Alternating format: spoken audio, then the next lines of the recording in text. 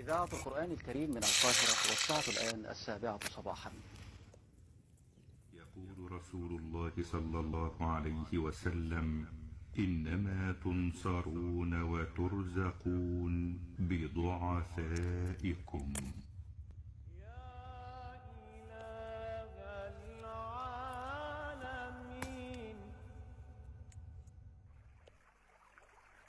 حنيني دائم والقلب شاك عليل.